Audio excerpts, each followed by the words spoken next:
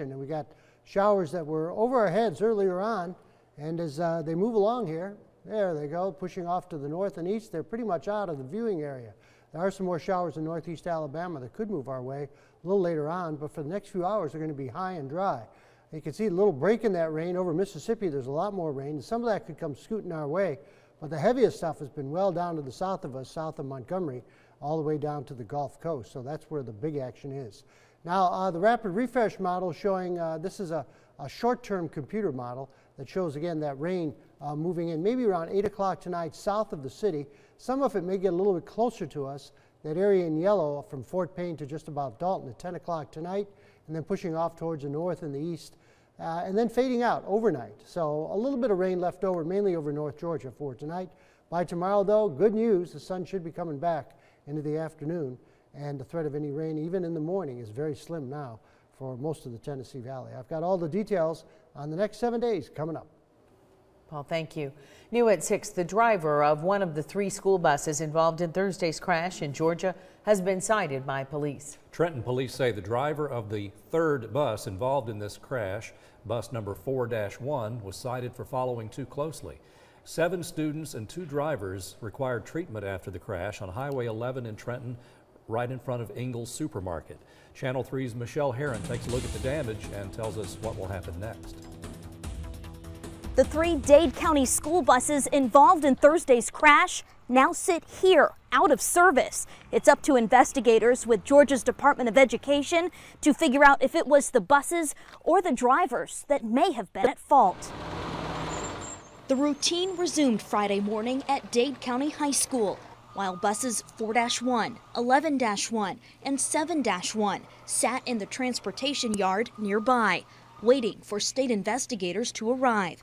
Superintendent Dr. Jan Harris says 7 students and 2 drivers were treated Thursday after a chain reaction crash at this intersection damaged 3 buses. The first bus stopped, and the second bus stopped, and the third bus ran into the second one, which made the second bus run into the first bus. Students reported feeling sore and stiff after the crash. One student was treated by a dentist for a broken tooth. A driver was treated for a possible broken rib. Despite the injuries, Harris is thankful the crash wasn't worse. Buses can be replaced, windshields can be repaired, but our students, they are just our precious angels. It's unclear how much it'll cost to fix the buses. It appears the last bus, number 4-1, suffered the worst damage with a shattered windshield and damaged lights. Georgia law requires school buses to be inspected every 20 days. Channel 3 checked and found records show the buses were inspected last month and deemed safe for the road. It's not clear if the crash was due to bus or driver error. That will be decided by state investigators. After the state wraps up its investigation, it will be up to Dr. Harris to decide if disciplinary action will be taken against any of those drivers involved. For now, the school system is using spare buses and drivers to cover those routes. Reporting in Dade County, I'm Michelle Herron, Channel 3 Eyewitness News. And we will continue to investigate this story. We have requested the driving and complaint records for each of the drivers as well as the buses they operate. And when we learn more, we'll pass it along to you. A photo of a deceased veteran at a funeral home is going viral. And in the photo, you can see the veteran lying on a table, a gurney perhaps, in an open room. And that image has upset many people. Channel 3's Tanisha Cordell is live from the funeral home with their response. Actually, she's live at National Cemetery with a response to this photograph. Tanisha.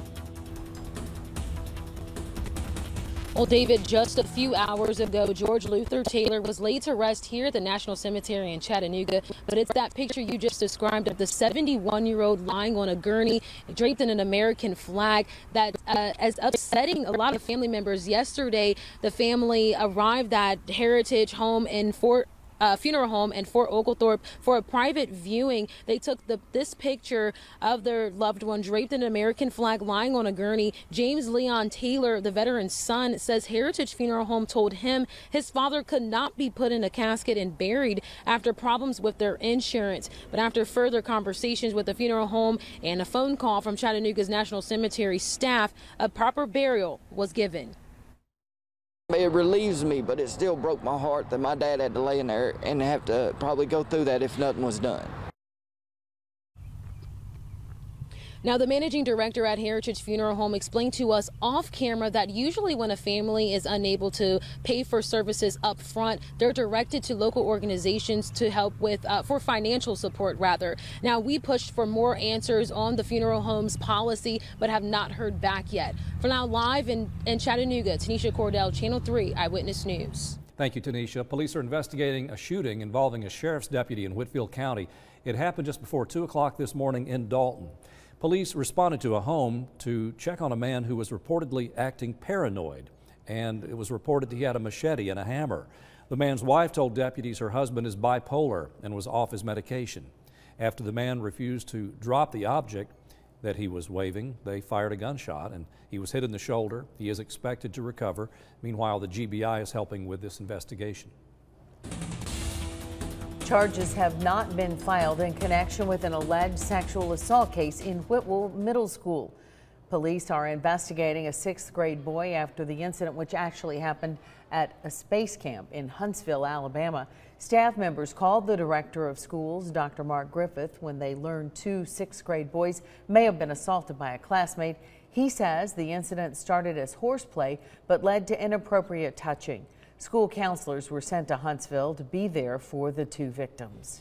An 18-year-old Ridgeland High School senior was arrested for making fake terroristic threats. Police say Annabelle Herbert called the school on Wednesday 3 separate times, saying that a bomb would go off at a certain time.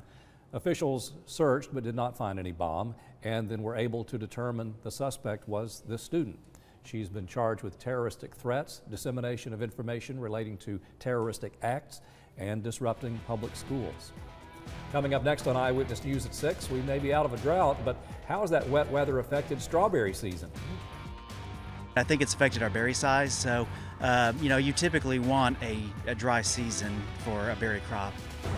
We'll tell you how they're gearing up for this weekend's Strawberry Festival up next, and we'll find out how they taste. It's looking pretty good for the Strawberry Festival. Anything else you want to do out there, especially Sunday? Sunday's looking like a fantastic day. Got all the details, even in the next week, on my 7-day forecast.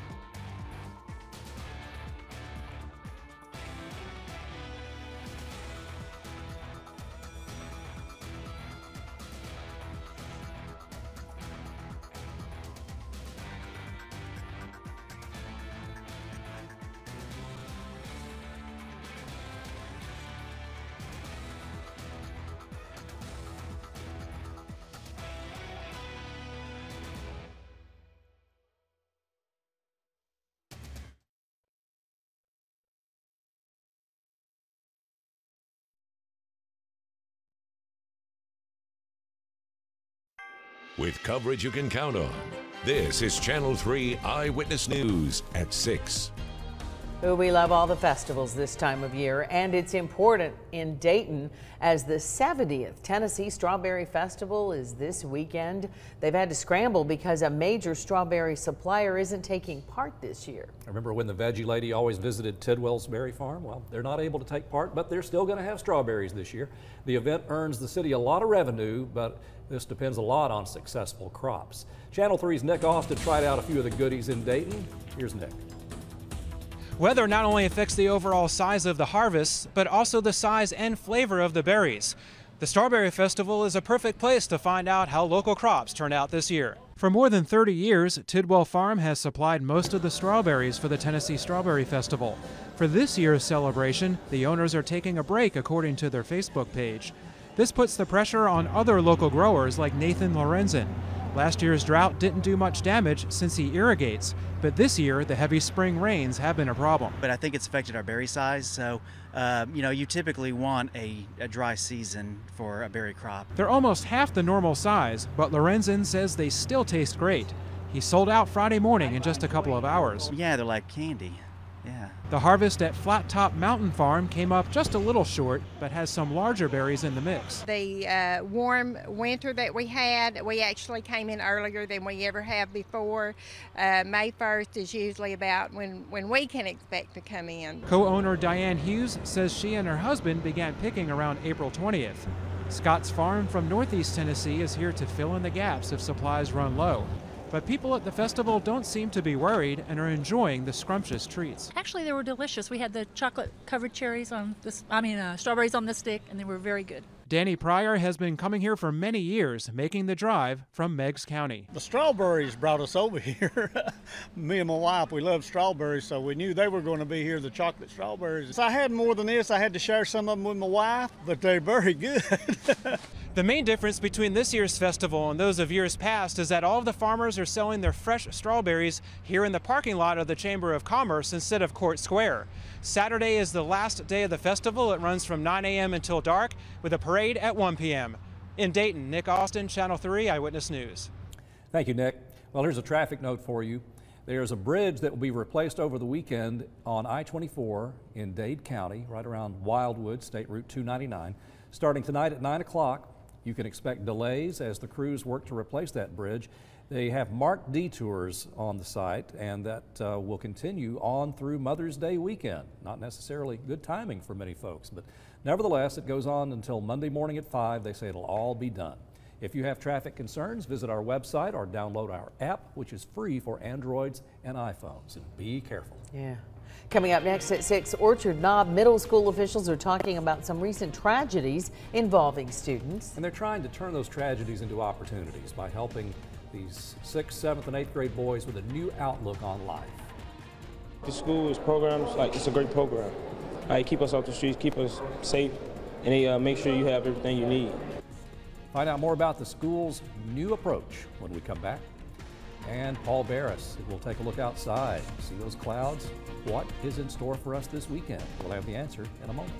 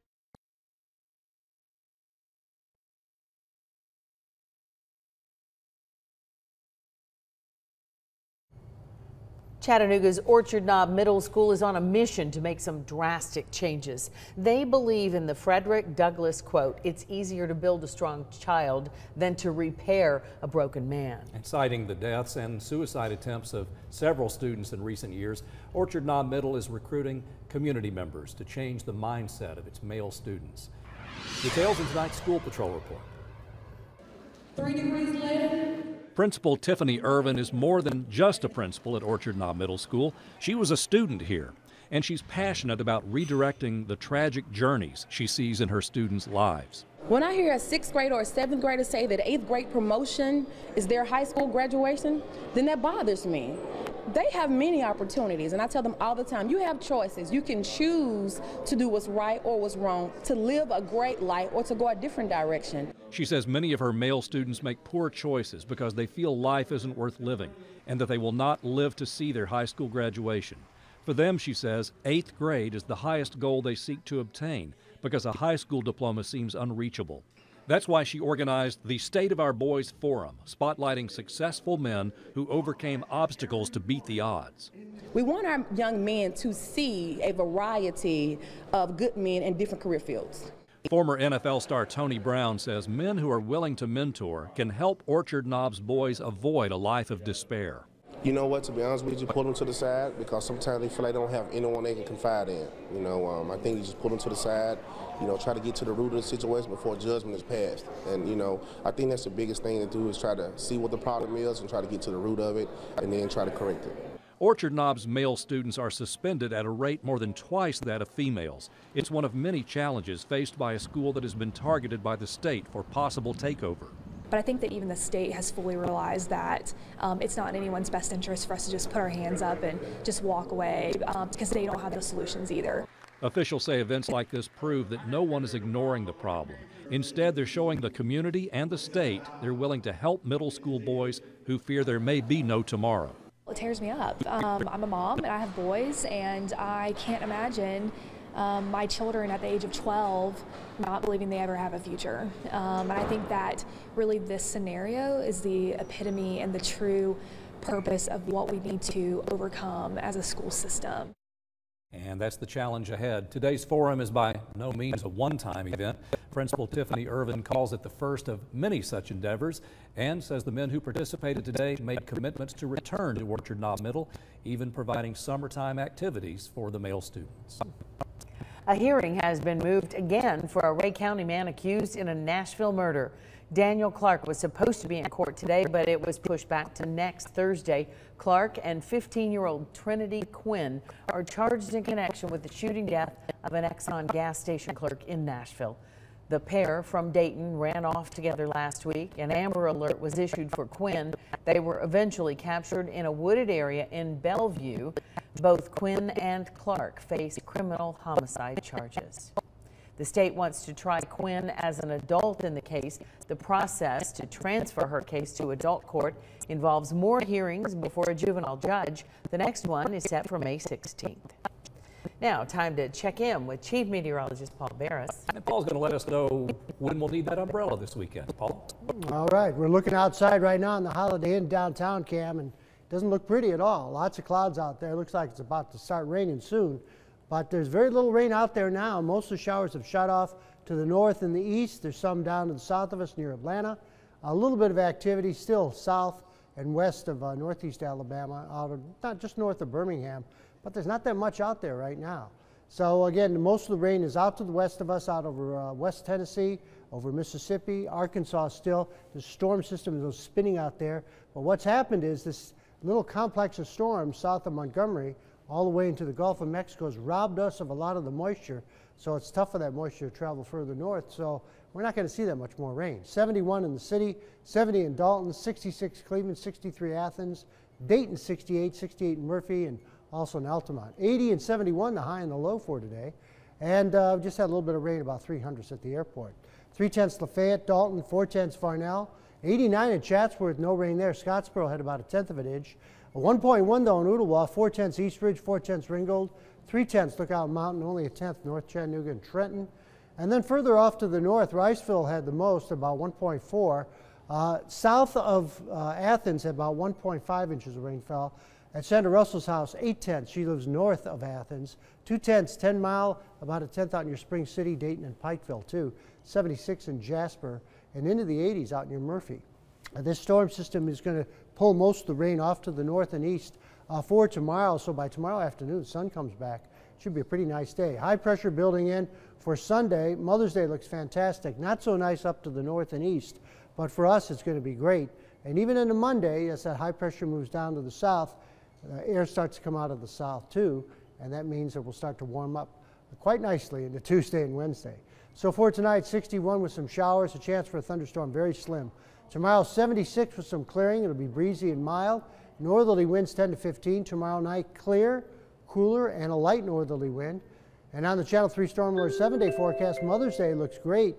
84, low humidity, a low of 55 Sunday morning. On Monday, we warm up, and we're going to keep warm all next week.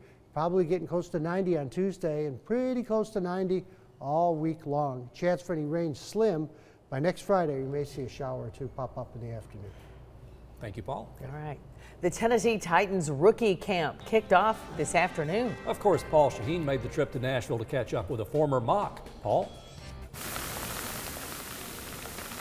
All smiles was Corey Levin, the former UTC All-American. We had a chance to talk to him after the second and final practice of the day. We're going to let you hear from head coach Mike Malarkey and Corey Levin straight ahead in sports as we will rejoin you live from Nashville.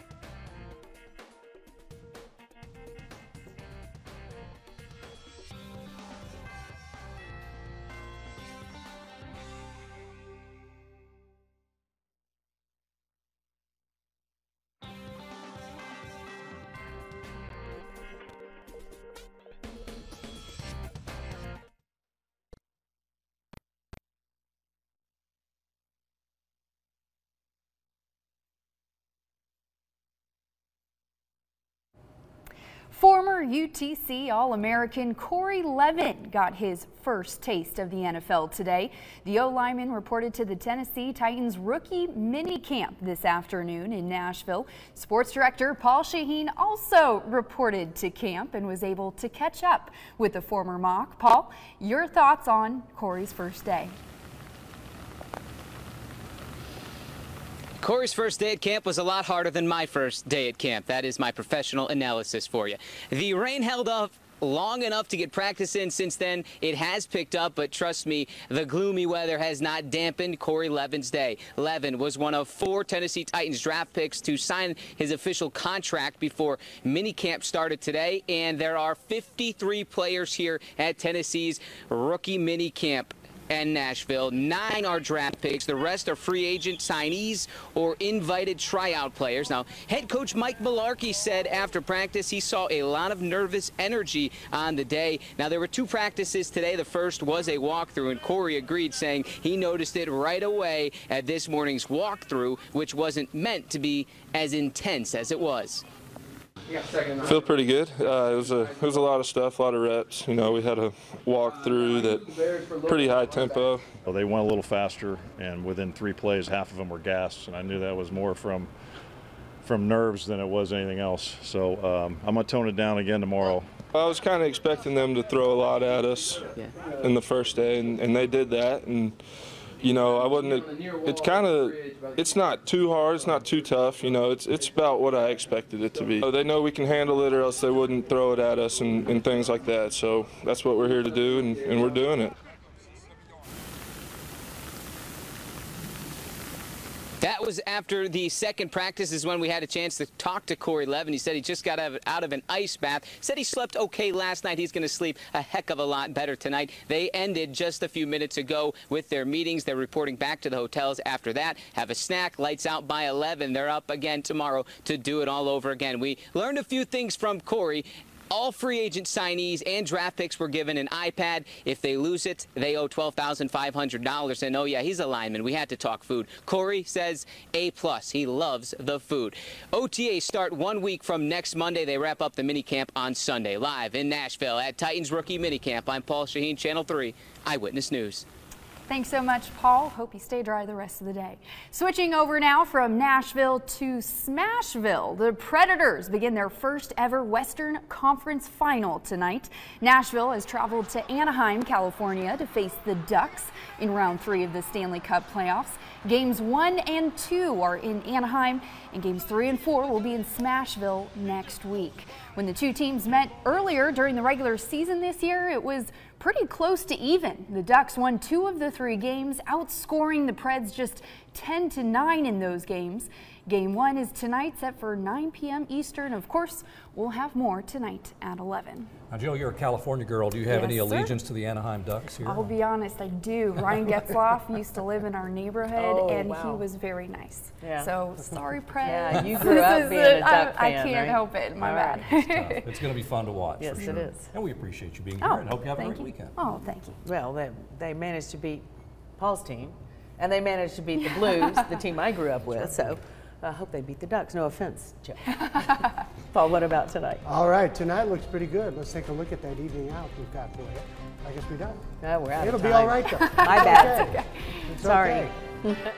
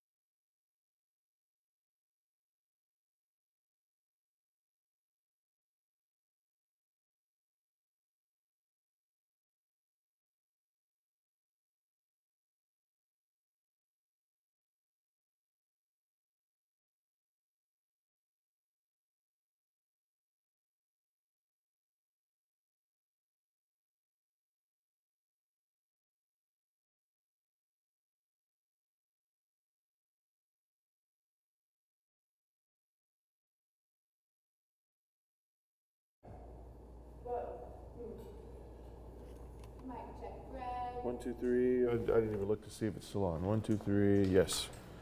1, 2, 1, 2, 1, 2. And I'll let you know if we're going to see any more rain before the sun returns.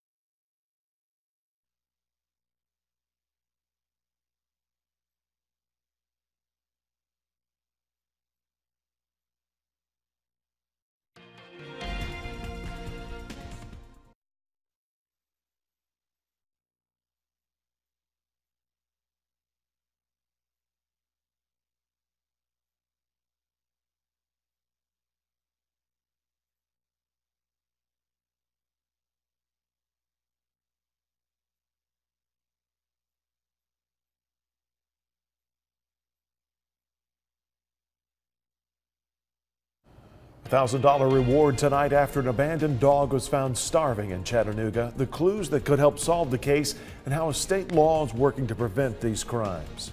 I'll let you know if we're going to see any more rain before the sun returns.